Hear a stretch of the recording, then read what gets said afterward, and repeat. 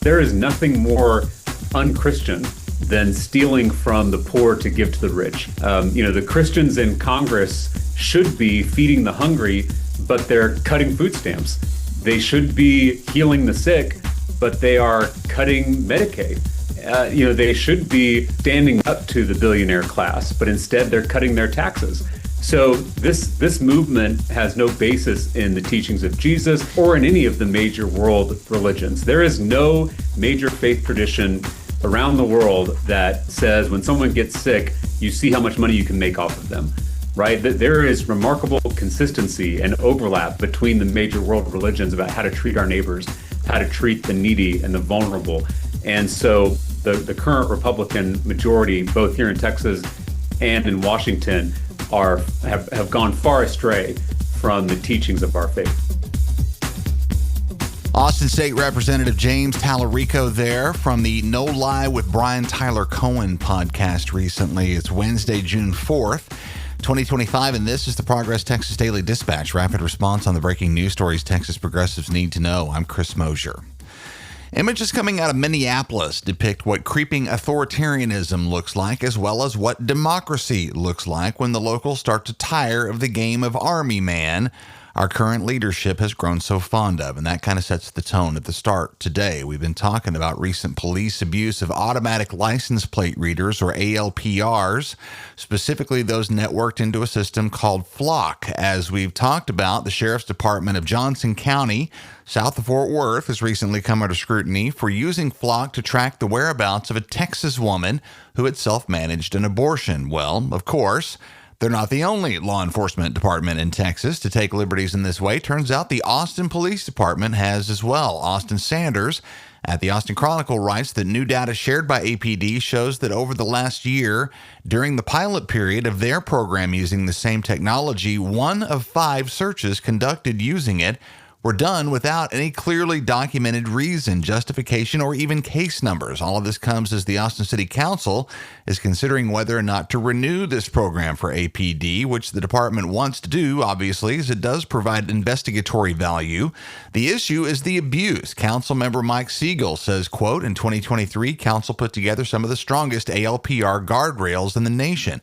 It's now clear, however, in this new political era in which citizens are being deported and dissidents are being detained, guardrails are not going to work, unquote. Sanders says ICE has also been accessing ALPR databases across the nation as part of their mass deportation push. And speaking of ICE, and reminding me of the complete lies at the heart of that mass flight of Venezuelan immigrants to an El Salvadorian death prison on cooked-up criminal allegations back in March by the Trump regime, Alejandro Serrano writes in the Texas Tribune about that ICE raid of a birthday party at a rented house in the Hill Country that same month that saw the arrests of 47 people, including 9 minors, under allegations that they are part of the Venezuelan Tren de Aragua gang. ICE claimed at the time that bust had been the result of a year-long multi-agency investigation, but 2 months later, they've yet to provide any evidence that any of the almost 50 people they arrested that night have connections to that gang. ICE has refused to reveal the arrestees' names or their current whereabouts, but the Texas Tribune has identified 35 of them, and none have criminal records in Hays or Travis counties. A copy of the search warrant reveals little about what authorities knew or think they knew before the raid, and a district court judge has sealed accompanying documents. Once again, these people have been effectively disappeared. And as we've said, if that's possible for any of us, it's possible for all of us. Musafar Chisti, director of the Migration Policy Institute office at NYU's School of Law, told the Trib, quote, if it happens to a person who is accused of being a gang member today, tomorrow it could happen to you and me. And if the alleged member of this gang does not have the right to contest the charges against them, how can you know that I'll have it, unquote. The broader economic effects of Trump 2.0 are being felt by Texas's restaurant and hospitality sectors. Madeline Walton and Becca Moore at KERA in Dallas say not only staffing issues from a mass deportation operation are having obvious impacts, but they come just as prices on imported goods like wine, chocolate, and cheese are rising due to Trump's fooling around with tariffs. This affect's not limited to restaurants and hotels. It's also spreading to construction, healthcare, energy, and elsewhere. Migrant labor and a stable trade situation, it turns out, are nice things to have, and we're sure going to miss them when they're gone. Important read from KERA in the show notes. Troubling times in Cowtown. A vote in Tarrant County yesterday that sure looks like racial gerrymandering to us. Miranda Suarez and James Hartley at KERA in Dallas say the Tarrant County Commissioners Court voted yesterday 3-2 on party lines to adopt a new precinct map that reshapes those two democratically led precincts, making Precinct 2, currently represented on the court by its only black commissioner, Elisa Simmons, into a more Republican-friendly version, essentially drawing Simmons out of the picture.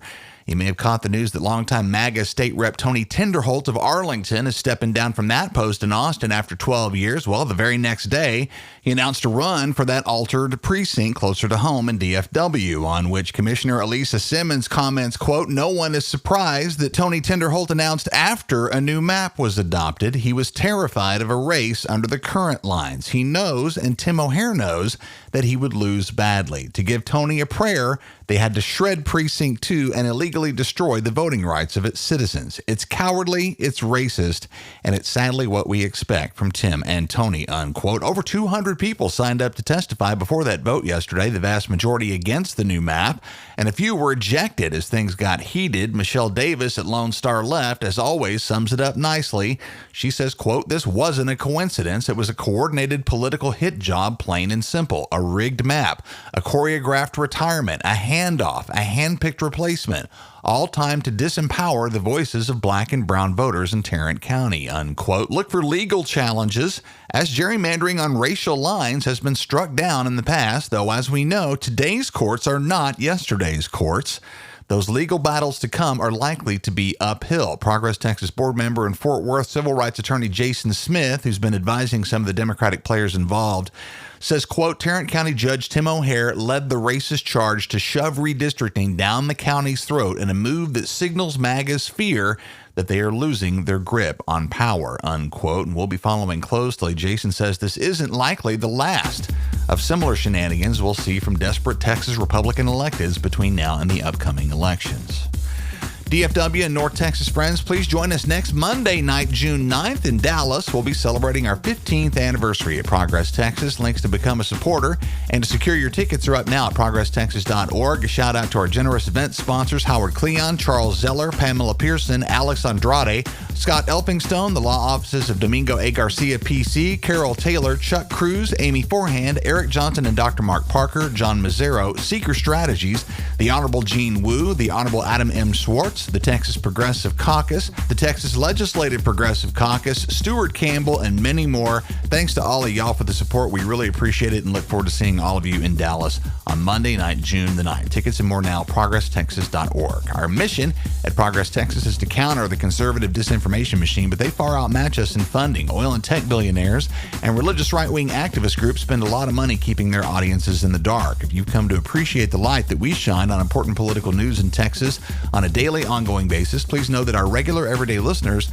form a key component of our funding. And if that's you, we could use your support as a monthly contributor, and no amount is too small. Go to progresstexas.org/donate. Thanks to Francesca Beaumont, Dolores Garcia, and Jim Bates, all of whom have joined the team lately. We appreciate all of y'all. That's the Progress Texas Daily Dispatch for this Wednesday, June 4th, 2025. Links to all these original stories can be found in our show notes.